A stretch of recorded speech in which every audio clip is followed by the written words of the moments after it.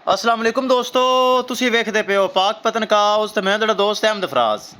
लो जी दोस्तों, एक और तोहफा उड़ गया ने माशाल्लाह लाखी लगाई सी वीडियो ते बरामा देखी होनी। बड़े कल आईयां मंजर अली भाई गुजरात, उन्हें माशाल्लाह मेला लुट लिया है।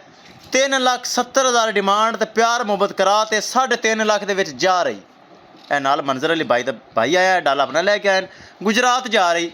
अल्लाह ताला सोना रब मालका ने नसीब करिए करे। विखाइए गड्डी नंबर, एक एक चीज़ करिए क्लियर। लाखी क्रास गा माशाल्लाह बड़ियां कल आईयां।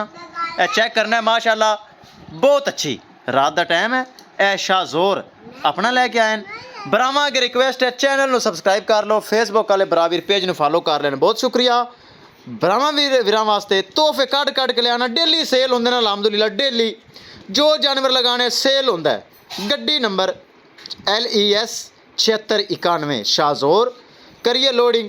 विखाइए बरामा माशाल्लाह तोहफे दिन रात माशाल्लाह तोहफे सेल हो रहे हैं। किसी बरा चाहिए होवन गारंटी नाल, एतमाद नाल, भरोसे नाल पाक पतनकाउस से मिलेगा। तुहाडे बरा फराज गरीब जै कोल मिलेगा, गारंटी नाल मिलेगा। चेक कर लेना माशाल्लाह शाहजोर। रात का टाइम है, लोड हो के माशाल्लाह गुजरात जा रही। अल्लाह ताला सोना रब मालका दे नसीब करे। ए चेक कर लो माशाल्लाह, ए अल्लाह दे सपूरत ए लोड हो गई। दिखावन दे मकसद है बराबर चेक करन। लाखी लगी तो लाखी जा रही है, एक दिन लगी तीसरे दिन जा रही है। ए चेक कर लेना माशाल्लाह, अल्लाह ताला मालका दे नसीब करे। बहुत अच्छी चीज़ क्रास गाय शाहजोर अपना करा के आए गुजरात इचों। मंजर अली भाई अगर मैंने सुन रही है मेरा सैल्यूट है। बहुत अच्छा भाई है, बड़ा प्यार देंदा है, बड़ी इज्जत देंदा है। पहले बयाना सेंड किया, फिर उनका भाई मौके पर आया, पैसे दे के लोडिंग हो रही। रात का टाइम चेक कर लेना, शाम का टाइम है तकरीबन। माशाल्लाह जा रही है। अल्लाह की दुआ है सोना रब जेड़ा है मालका दे नसीब करे।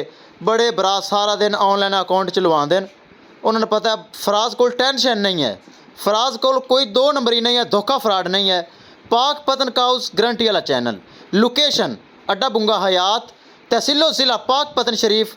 मोबाइल नंबर है साडा 0300 87 54 743।